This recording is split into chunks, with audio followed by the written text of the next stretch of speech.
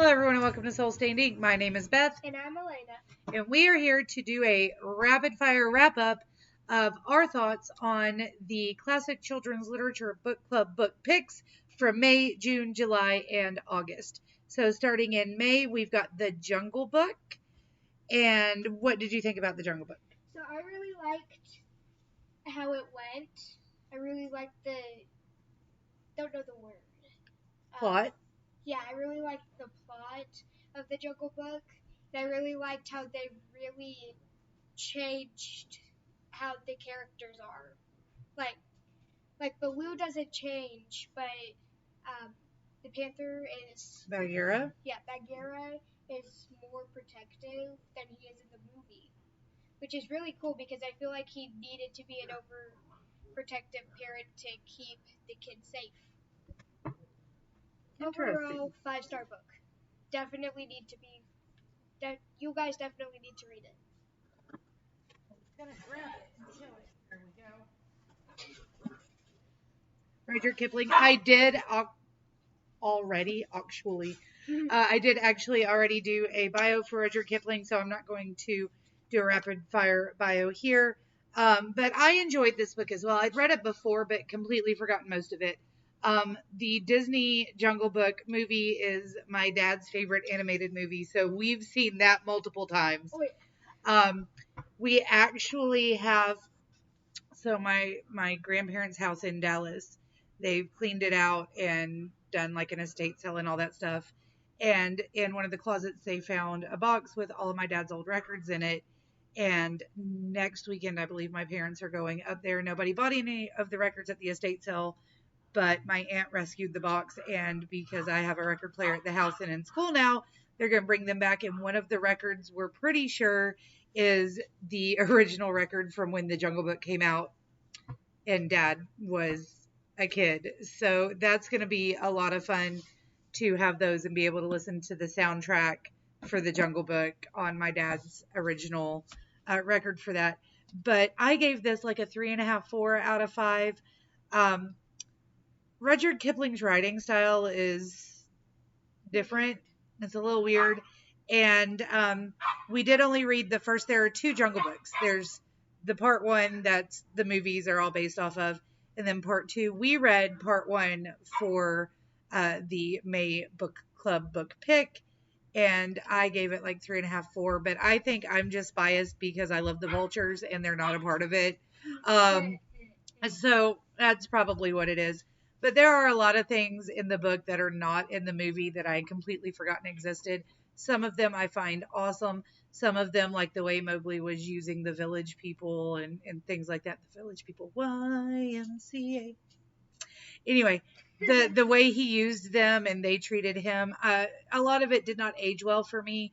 But obviously, the younger generation is better at picking that out and being like, well, it didn't really age well, but we can see it for what it is. Did very much enjoy the book, though. So, book number 2, June, Mary Poppins by P.L. Travers. So we listened to book 1. And what did you think about it? Oh, I really liked it. It's a really good book. Yet again, I did like the plot and how they really went through several different places and how you can see how the kids have grown through the magic properties of Mary Poppins. There you go. What'd you give it? Well, I would give it a 4 out of 5. A 4 out of 5. I give it about, again, a 3.5 to 4. Let's see. We decided, I don't think we said this, but we decided that the Jungle Book was definitely a middle grade read. It was definitely meant for ages 8 to 12, maybe a little older, not a children's book. Definitely not, because there's from how we think about it.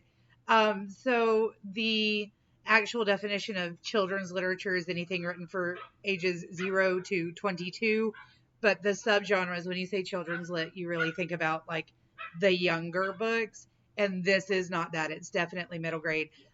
Mary Poppins, do you think it's more of a children's chapter book or middle grade? Well, I feel like it's more written for in the eyes of a young child. Okay. But I feel like just how the plot goes and how it is. There's definitely more middle grade So maybe a type younger middle stuff. grade, Maybe like 8 to 13 around 8 to 10. Um, Definitely starting at 8. I think I agree. Somewhere like 7 or 8, 9, 10 in there.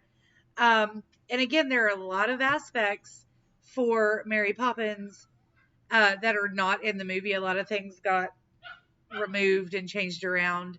But you know, it's really good.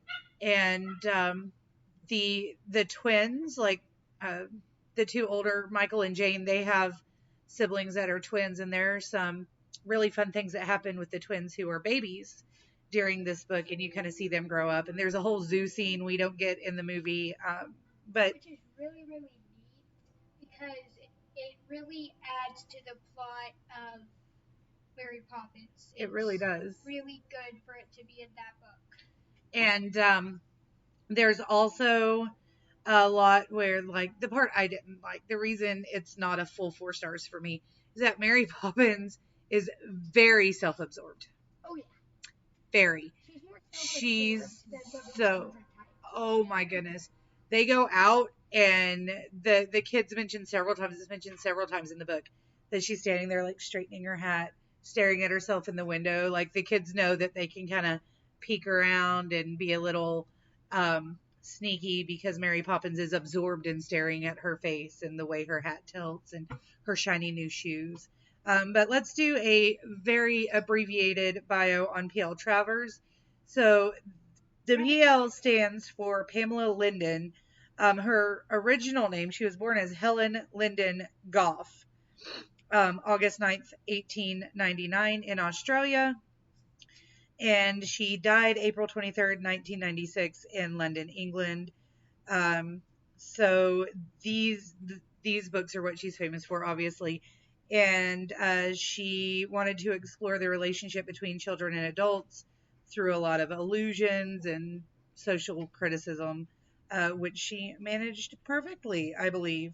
Um, so we don't actually know a whole lot about her because she was a born storyteller, and she really liked to embroider upon her life. She told a lot of things at different points where she would like change the story up, add to it, take away from it, mix stuff up. So we don't know a whole lot. But she Um, also gets kind of mean and ruder than she actually is when the kids try to enforce her to that's talk Mary about herself. Poppins, but we're talking about the author of Mary Poppins. Yeah. So we're thinking that maybe P.L. Travers kind of put a little bit more of herself into Mary Poppins. Um, so she said that her father was an Irish-born owner of a sugar plantation, but he was actually an English-born bank manager who was demoted to clerk. He died in 1907, and she moved with her mother and 2 sisters to Australia, where they were supported by her mother's aunt. They attended a nearby girls' school and then went to a boarding school. She was a secretary, and then she became an actress. She started performing under the name Pamela, and Pamela Travers. Travers was her father's first name. Then she started writing poetry, and it began appearing in an erotic magazine called The Triad. And then they also started publishing her column entitled A Woman Hits Back. Um, she began submitting regular articles to the Christchurch Sun, and then she was published in a lot of things. She then moved to England in 1924, got an apartment in Bloomsbury, London, working as a correspondent for Australian papers, and became friendly with George William Russell, published some of her poems in the Irish Statesman. She met Yeats, um, all sorts of things. She wrote drama, film, literary criticism. And then her second book was Mary Poppins, published in 1934, and she proceeded throughout all of that. So That's basically it. She did eventually write for periodicals and about mythology, about her life. She never got married, just kind of did her own thing. So that is P.L. Travers and Mary Poppins. Then in July, we read the Chronicles of Narnia. Now, the we didn't read all of the Chronicles of Narnia. The prompt was just read whichever one you're on. Um, I've read the whole series. She has watched the movies that are out, but I don't think we'd ever actually read any of the books. Well, we've read The Witch of the Wardrobe. Had you read that before? Yeah, with you. Oh, But it was I when we didn't were remember reading. that. Um, so we decided to start with The Magician's Nephew, which is the prequel, and we also read The Lion, the Witch, and the Wardrobe just because we could. So, Magician's Nephew, what did you think of it? Okay, it was really good. It confused me at some points because at some points it felt like it was set in like the early 1900s, and then at some points it felt like it was trying to go into more not modern day time, but like more 2000s type things from how I was hearing it. So, Um, it's almost timeless, honestly. but really good book. Um, I liked the plot. Again, all of the plots are really good. I'd give it 3 out of 10. 3 out of 10. Or Everything three else out of was a five. 4 out of 5. Three out of five. Okay, Three out of three out five. of five. All right. Sorry. And I give the Magician's Nephew is my favorite because I love all the little minutia and how we got around to Narnia being born and knowing about it. And I give it typically a 4.5 to 5 out of 5. This time it was about a 4.5, probably because we kept having to stop it because I was listening to it in the car with Alayna and the little one, so we kept having to pause it a lot. All right, what about The Lion, the Witch, and the Wardrobe? It was really good. I liked how we get to um, like follow how they found out about Narnia and Mm-hmm. how they didn't have to use rings to get into it because of the wardrobe. Yes. It was really cool how they found the wardrobe as a hide and seek spot and got to go into Narnia, and it's timeless there. Like 3 days in Narnia could be 3 hours in real time, which was really cool. They lived their whole lives in Narnia, and then they went back home, and it was just like 10 minutes later, and they were kids again. So, Yeah, it's really cool. And when you come out of it, if you stayed in there as long as they had become kids once coming no. out of well, like Yeah, they were adults, they and were they. kids when they came out of the wardrobe, Yes. which is really What's cool. your rating for it?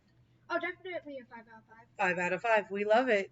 5 out of 5 for myself as well. And our little mini bio. Now, listen, I'm going to do my very best not to go off on a tangent here because C.S. Lewis is one of my favorite biographies.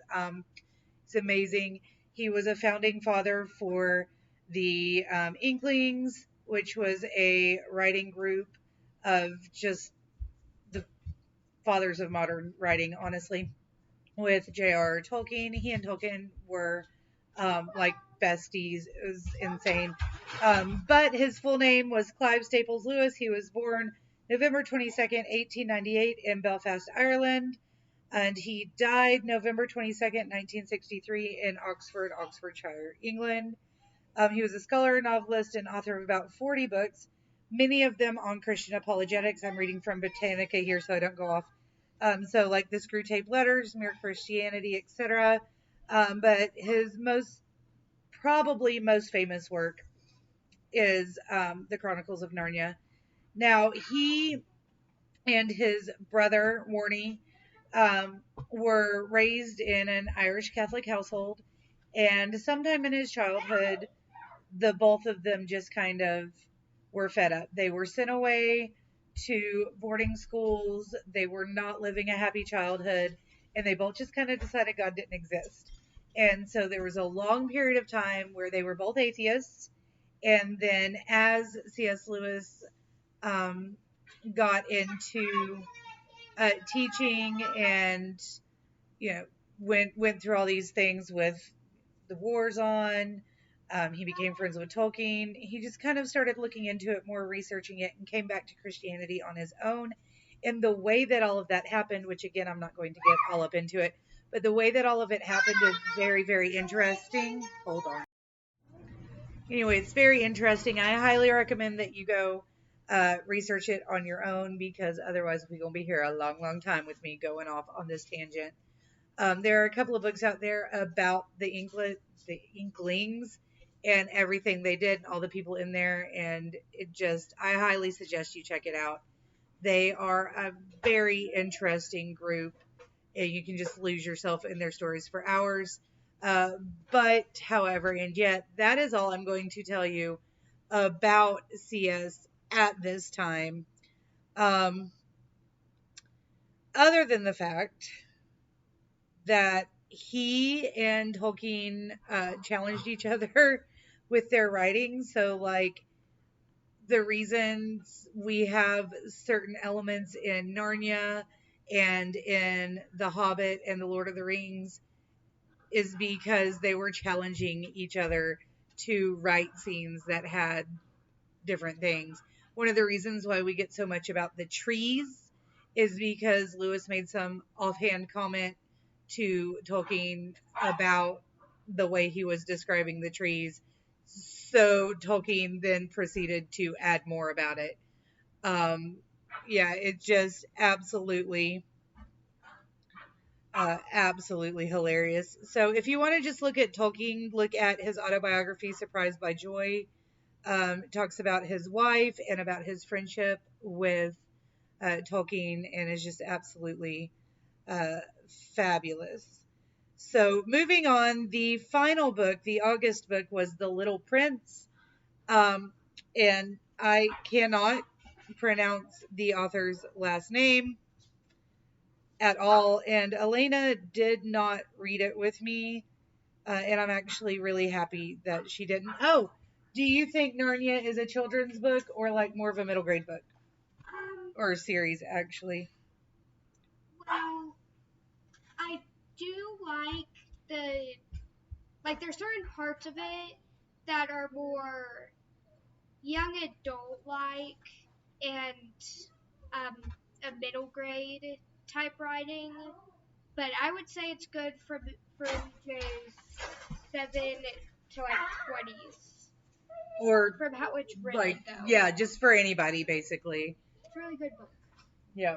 There is some scenes where if you're a mother or father who wants to read it with their young child, you'll definitely have to guide them through some of it. Yeah. But overall, it's pretty much for everybody. Agreed. All right. So, The Little Prince, August book. It's a novella. I despised it so much. Oh my gosh. It is the most melancholy, like, why is this a children's book? This is not a children's book. Ridiculous. I don't think any of us liked it. Fiona was like, this is terrible. It's so sad. Basically, there's this young prince. I'm not even sure why he's a prince. Like, he's the only one that lives on his planet, so I guess he's in charge of the planet. I don't know. He lives on a planet. There's a rose that, like, shows up and he grows it, and this thing starts talking to him and telling him how amazing it is, and how he's not taking care of her properly. And then he decides, like, he's going to leave his planet with its 3 volcanoes that he cleans out every day, and this flower who's telling him how unique she is and whatever. And he starts visiting all these other planets, and he finds like a king who is there's nobody for the king to be in charge of, and he's like definitely lonely. Then he finds like this drunk guy Ew. who, yeah, like I'm telling you. Well, a lot of children's literature, especially classic ones, have more about drinking and stuff in it than is noticeable in today's. Um, but like just ridiculous. I mean, it's basically the whole thing. Oh, and then there's one guy that just works constantly. He's just at his desk running the same numbers constantly. Um, and then he crashes on Earth, and our narrator finds him. And there's a bunch of stuff about drawing a snake, and I don't even I don't know. Basically, it's about like love and loss and finding your place, and it's sad and ridiculous and nobody should read this book. Why is it a classic children's literature book you should read? No.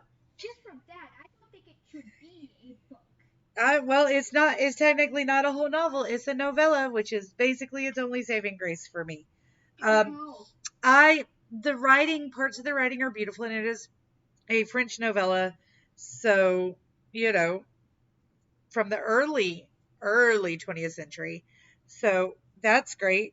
But anyway, it's by, I cannot say his name, Antoine de Saint Exupéry. That's Tennessee whiskey. Say hello. Yes, hers is. Yes, our sweet puppies. Our other puppy is hiding because she doesn't want the girls to get her.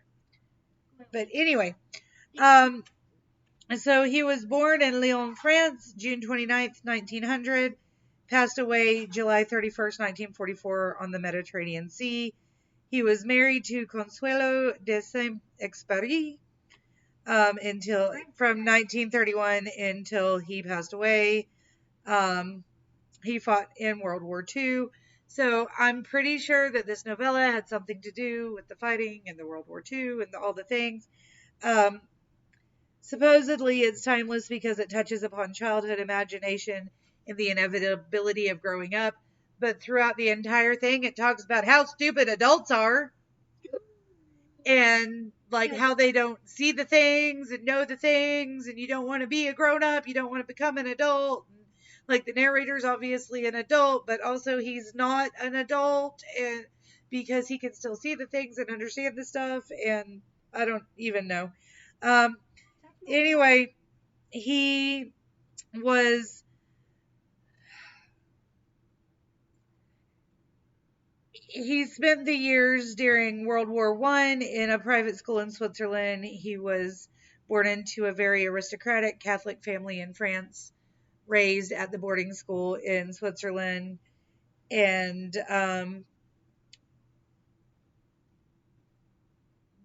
wrote The Little Prince, and then went and fought in World War II. Um, so some people see the Little Prince as like a Christ figure, you know, because he was very heavily Catholic.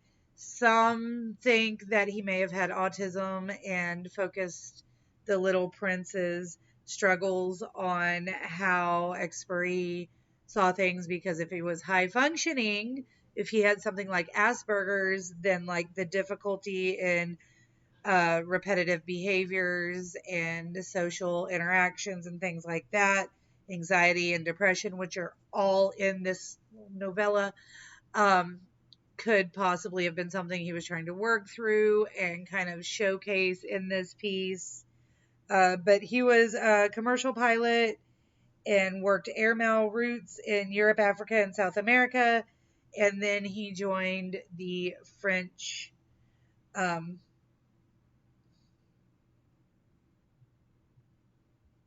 yep. He joined the French in World War II. The French Air Force. Why was Air Force hard for me to think of? Anyway, he joined the French Air Force, um, and then he traveled to the United States to help persuade the government to enter the war against Nazi Germany, um, because he was demobilized in 1940 from the French Air Force. He was also a poet, journalist, and one of the pioneering aviators. He received several prestigious literary awards for The Little Prince, but also for his aviation writings, which are known to be very lyrical.